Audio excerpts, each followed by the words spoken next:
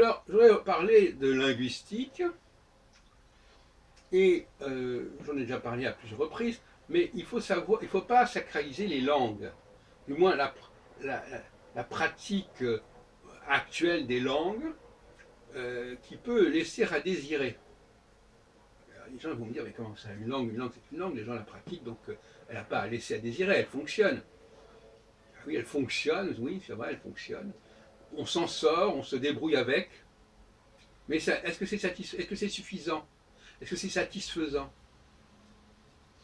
Je ne pense pas. Une langue peut se détériorer. Son mode de prononciation peut se détériorer. Ses codes de prononciation peuvent se détériorer. Ce que j'appelle, moi, dans mon jargon, la morphonologie. C'est-à-dire comment on prononce les mots écrits. Vous croyez qu'il y a. Vous êtes certain que la façon dont on lit le français, dont on prononce le français, elle est correcte? Elle est correcte par rapport à une pratique actuelle, mais est-ce qu'elle est correcte structurellement? Est-ce qu'elle est correcte historiquement? C'est la question qui se pose. Par exemple, je vais prendre un certain nombre d'exemples pour dire ce que j'ai à dire. Euh, D'abord, est-ce que, par exemple, on a le droit de dire Louis XIV, Louis XIII, par exemple? Ça n'a pas de sens. Sur les ordinances, dans tous les pays, on dit Louis le XIIIe, Louis le XIVe, on ne dit pas Louis XIV, Louis XIII. D'où ça sort cette erreur? Parce que c'est une erreur. Pourquoi est-ce qu'on dit le 1er janvier, mais le 2 janvier? Le 1er janvier, c'est un terme ordinal. Premier, second, troisième. Mais après, on passe au 2 janvier, au 3 janvier, qui sont des valeurs cardinales. Comment ça s'explique ça? Pourquoi on dit François Ier et après on dit François II au lieu de dire François II? Pourquoi est-ce qu'on dit Napoléon Ier et Napoléon III au lieu de dire Napoléon le troisième? C'est une bizarrerie. Mais on pourrait donner des exemples dans plein d'autres domaines. Cette bizarrerie, elle s'explique comment cette bizarrerie? Elle s'explique par le fait qu'il y avait un code de lecture qui n'est plus connu. C'est-à-dire qu'après chaque chiffre, quand le chiffre cardinal était suivi d'un point, il devenait ordinal. Si vous regardez les documents, les imprimés de l'époque de Nostradamus, par exemple, même quand on met centurie 8, 9 ou 10, il y a centurie 8 points, 9 points, 10 points. Donc on ne doit pas dire la centurie 8 ou la centurie 9, on doit dire la centurie 8e, 9e ou 10e. Là, il y a un code qui s'est perdu. C'est un petit point qui disait qu'il fallait le lire au cardinal et pas à l'ordinal. Ça s'est perdu. L'information, le code s'est perdu. Prenons un autre exemple. La prononciation du E en français. Par exemple, est-ce que je dois dire forte, une femme est forte, ou une femme est forte? Ben oui, c'est pas le même son, forte et forte. Alors, par exemple, en allemand, quelqu'un qui connaît l'allemand, c'est qu'on dit klein et kleine. On ne dit pas. Donc klein, klein, ça se prononce comme s'il y avait un E muet. Qu'est-ce que c'est que ce E muet? Il n'y a pas de E muet à la fin des mots en français. Ou du moins, il ne devrait pas y en avoir. Je sais qu'il y en a, mais c'est une erreur.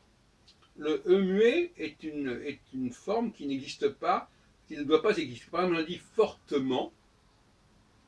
Si l'adverbe à partir de fort, j'entends bien le E. Je ne dis pas formant, fortement. Donc normalement le E muet, donc ça n'a même pas de sens. Qu'est-ce que c'est qu'un E muet dans fortement? Ça ne veut rien dire. Eh bien, quand on dit forte, cette aussi, ça ne veut rien dire. Parce que forte, fortement, reprenez à mon avis la prononciation de l'adjectif féminin forte. Donc finalement, une femme est forte, et inversement, l'homme ou un élément masculin, il n'est pas fort, il est forte. Donc il faut rétablir cette dialectique forte et forte, fortement.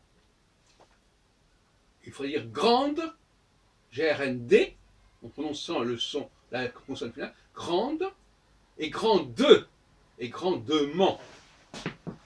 Donc là, il y a des choses qui se sont défaites. Et c'est très mauvais, parce que l'image d'une langue, l'impact d'une langue, Et l'enseignement de la langue, notamment, passe par la cohérence de cette langue. Et tout à l'heure, je parlais de l'astrologie, ben, il y a un enseignement de l'astrologie. Si cet enseignement est incohérent, ça ne va pas aller. Donc il faut, tout à l'heure, je parlais de la croyance dans les savoirs. Ben, si un savoir est déjà incohérent, on ne va pas y croire. Hein. On ne va pas lui faire confiance, donc on ne va pas l'adopter.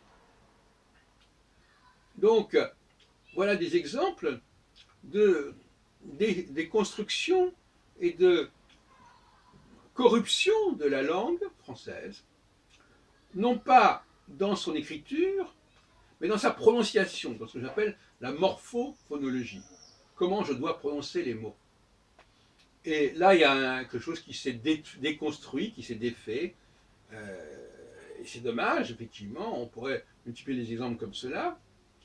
Et curieusement, vous savez que je travaille beaucoup sur les rapports entre l'anglais et le français, eh bien, l'anglais nous rappelle quand même que quand il prononce des mots français, eh bien, il les prononce peut-être plus correctement que nous aujourd'hui.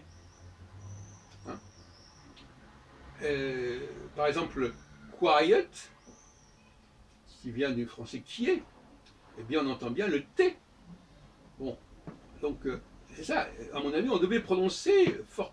L'idée d'une langue où la consonne finale ne se prononcerait pas est une aberration, en réalité.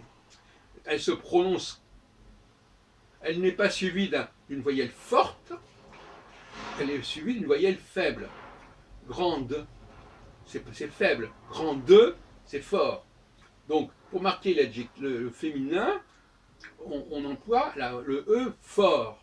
Pour marquer le masculin, on emploie le E faible. Mais dans les deux cas, on prononce, malgré tout, la consonne. Le E faible conduit également, comme le E fort, à prononcer la consonne, mais évidemment, ce n'est pas le même son. D'ailleurs, en français, on connaît bien cette différence. Mais c'est vrai que dans bien des cas, comme je prends le mot croisement, croisement, quand on entend croisement, on ne sait pas très bien si c'est un E fort ou un E faible, par exemple. Fortement, là on entend nécessairement que c'est un E fort. Hein, parce qu'on ne dit pas fortement. Je n'ai pas entendu ça. Bon. Alors donc, si vous voulez, il y a des cas comme ça où les choses se sont dégradées. On dit virtuel. Alors ce qui est intéressant, c'est qu'il y a des lettres comme le L qu'on entend. Alors L, on les entend. Donc c'est comme s'il y avait un E à la fin. Virtuel, on ne saute pas le L. On dit un boucher, on n'entend pas le R, mais on dit virtuel, on entend le L. Pourquoi? Je ne sais pas pourquoi. Réel, on entend le L. Donc là, il y a aussi des choses bizarres.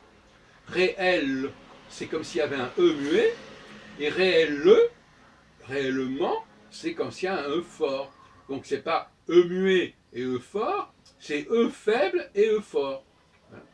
Voilà un certain nombre d'éléments que je conduis à votre réflexion. Mais pour vous dire aussi qu'en astrologie, il y a aussi des erreurs de transmission. Et des choses qui ne sont pas comprises, qui n'ont pas été comprises, ou dont on a perdu la raison d'être. Comme par exemple, bon, je fais une petite parenthèse comme ça, puisque je travaille sur les systèmes divinatoires et aussi les systèmes linguistiques. Bon, bah, par exemple, le fait que le thème astral, c'est une sorte de mélange entre une astrologie de la journée, qu'a bien étudié Michel Gauquelin, une astrologie des maisons astrologiques, où les 12 signes, les 12 maisons se suivent dans la journée, et donc par conséquent, les planètes peuvent aussi se trouver dans les 12 maisons, et puis l'astrologie prévisionnelle, cyclique, qui est liée à la révolution de la planète. Et là, on n'est plus du tout dans le cadre de la journée et des maisons astrologiques, on est dans le cadre du zodiaque. Alors quand on mélange dans un seul et même modèle la division en 12 maisons quotidiennes, avec une division zodiacale qui peut, selon les planètes qui se trouvent dans le même domaine, dans le même modèle, peuvent mettre un an, comme Jupiter, pour passer d'un signe à l'autre, ou beaucoup plus, ou beaucoup moins, comme la Lune qui met un mois, etc., ça ne tient pas debout. Donc comment voulez-vous qu'on croie un système aussi bancal que celui de l'astrologie? Dans le domaine de l'enseignement des langues, il y a aussi des choses qui ne sont pas très satisfaisantes. Par exemple, je prends le mot QI, eh ben, CUIT, on aurait dire c'est cuit, c'est cuite, et la viande est cuite.